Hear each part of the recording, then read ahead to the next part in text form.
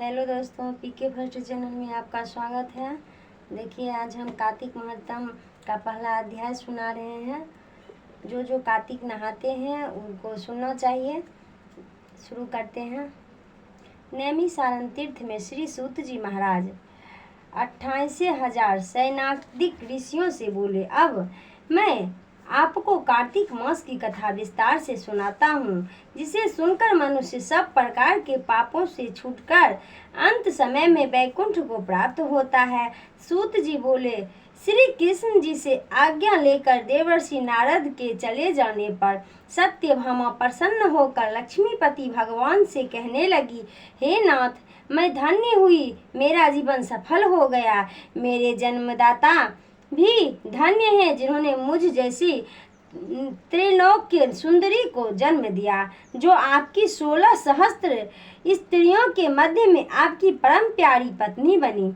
मैंने वह कल्प वृक्ष आदि पुरुष आपके साथ नारद जी को विधि पूर्वक दान में दे दिया, परंतु वही कल्प वृक्ष मेरे घर लहराया करता है, जिस बात को मृत्यु लोक में कोई भी स्त्री नहीं जानती। हे त्रिलोकीनाथ, मैं आपसे कुछ पूछना चाहती हूँ। आप मुझे विस्तार पूर्वक कार्तिक महात्म की कथा सुनाओ, जिसको सुनकर मेरा हित हो तथा जिसके करने से कल पर्यंत भी आप मुझसे विमुख न हो। सूत जी बोले, सत्यभामा के ऐसे वचन को सुनकर हंसते हुए श्री कृष्ण जी सत्यभामा का हाथ पकड़ तथा अपने सेवकों को वही रोककर विलास युक्त अपनी पत्नी को कल्प वृक्ष के नीचे ले गए और हंसकर कहने लगे कि हे प्रिय, 16,000 रानियों में से मुझे तुम प्राणों के समान प्यारी हो। तुम्हारे लिए मैंने इंद्र से तथा देवताओं से भी विरोध किया था। हे कांते, जो बात तुमसे पूछी है उन अद्भुत बात को सुनो। सूत जी बोले, एक दिन श्री कृष्ण भगवान ने सत्यभामा की प्रिय कामना के लिए गरुड़ पर सवार होकर इंद्रलोक जाकर कल्प वृक्ष मांगा। तब इंद्र के मना कर देने पर गरुड़ का इंद्र से घोर युद्ध हुआ और गौलोक में गरुड़ जी ने गौ से युद्ध किया। गरुड़ के चोंच की चोट से उनके कान और पूंछ कट करके गिर पड़े। उनके रुधिर से 3 वस्तु उत्पन्न हुई, कान से तंबाकू, पूंछ से गोभी और खून से मेहंदी। इन तीनों के प्रयोग से मोक्ष प्राप्ति नहीं होती है। तब गौओं ने भी क्रोध में भरकर गरुड़ को मारा, जिससे उनके 3 पंख टूट गिर पड़े। इनके पहले पंख से नीलकंठ, दूसरे से मोर, तीसरे से चकवा चकवी उत्पन्न हुए। ये हे प्रिय, इनके दर्शन मात्र से ही शुभ फल की प्राप्ति होती है। यह सुनकर सत्यभामा बोली, हे प्रभु, मैंने पिछले जन्म में कौन से दान व्रत और जप नहीं किए हैं, मेरा कैसा स्वभाव था तथा मैं किसकी पुत्री थी और मुझे मृत्यु लोक में जन्म लेना पड़ा। मैंने ऐसे कौन से शुभ कर्म किए जिससे आपकी अर्धांगिनी हुई। कृष्ण बोले, हे प्रिय, जो तुमने पूर्व जन्म में शुभ कर्म किए हैं विस्तार पूर्वक कहता हूँ। पूर्व समय में सतयुग के अंत में मायापुरी में अग्नि गोत्र में देव शर्मा नाम का एक ब्राह्मण वेदांत का जानने वाला रहता था। वह रोज अतिथियों की सेवा, हवन और सूर्य भगवान की पूजा किया करता था। उसका तेज सूर्य के समान तेजस्वी था। उसके वृद्धावस्था में गुणवती नाम की कन्या हुई, जिसका विवाह उस पुत्रहीन ब्राह्मण ने चंद्र नाम के अपने शिष्य के साथ कर दिया। चंद्र को अपने पुत्र के समान मानता तथा चंद्र भी उसे अपने पिता के समान सम्मान देता था। एक दिन वे दोनों कुश और समृद्धि लाने के लिए वन में गए। हिमालय के तलहटी में भ्रमण करते हुए उन्होंने एक राक्षस को आता हुआ देखा। उस राक्षस से भय के मारे उनके सब अंग शिथिल हो गए और भागने की सामर्थ्य भी न रही। उस काल के सदृश राक्षस ने उन दोनों को मार डाला। उनके धर्मात्मा होने के कारण मेरे पार्षद उनको मेरे पास वैकुंठ में ले आए, क्योंकि उन्होंने आजीवन सूर्य भगवान की पूजा की थी। उस कर्म से मैं दोनों पर अति प्रसन्न हुआ। शिव, सूर्य, गणेश जी, देवी, इन सब देवताओं की पूजा करने वाले सब स्वर्ग को प्राप्त होते हैं। मैं एक होता हुआ भी काल और कर्म में भेद से 5 प्रकार का होता हूँ।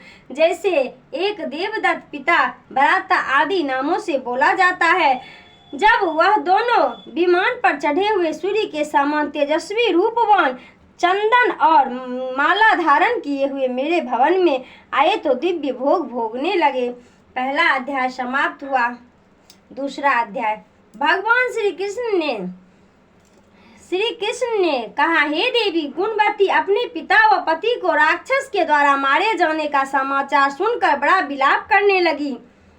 हाँ, नाथ का पिता मुझको त्याग कर तुम कहाँ चले गए? मैं अकेली कन्या हूँ, तुम्हारे बिना अब मैं क्या करूं? अब मेरे भोजन और वस्त्र आदि की व्यवस्था कौन करेगा? घर में स्नेह पूर्वक मेरा पालन पोषण कौन करेगा? मैं कुछ नहीं कर सकती। मुझ विधवा की रक्षा कौन करेगा? मैं कहाँ जाऊं, कहाँ रहूं? मेरा तो अब कहीं ठिकाना नहीं रहा।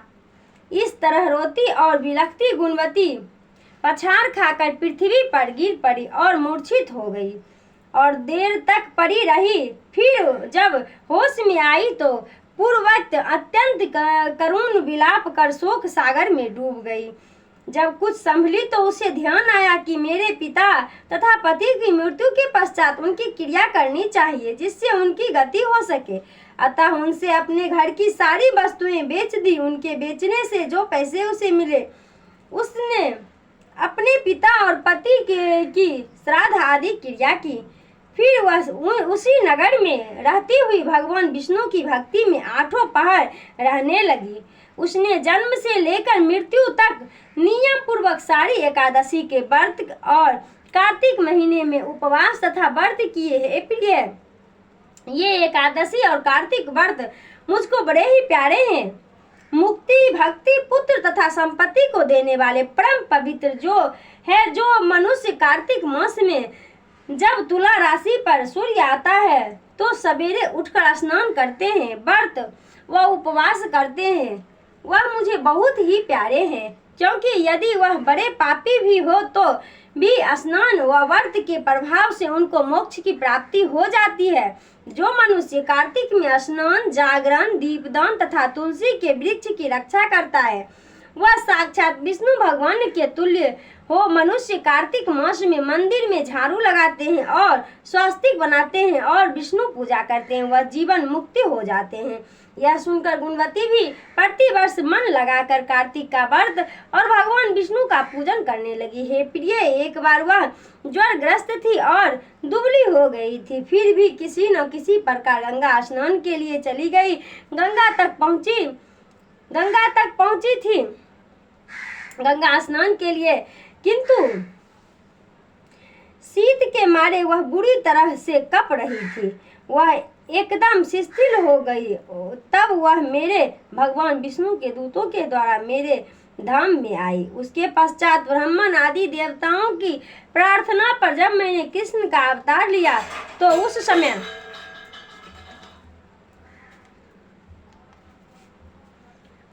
मेरे गण भी मेरे साथ आए।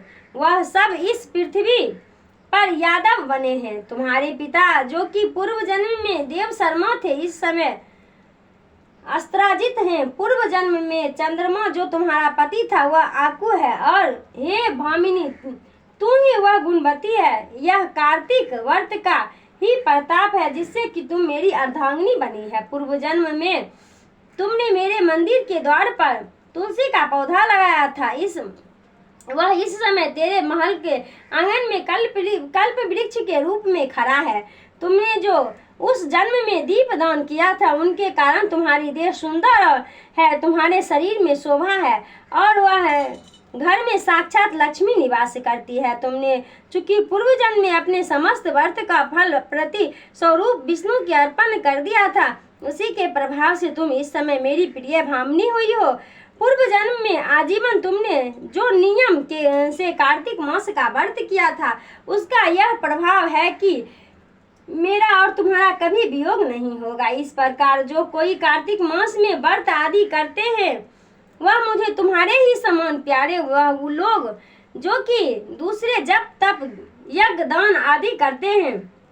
कार्तिक मास में किए गए व्रत के समान उनका फल बहुत थोड़ा होता है, यानी कार्तिक मास के व्रत का 16वां भाग भी नहीं है।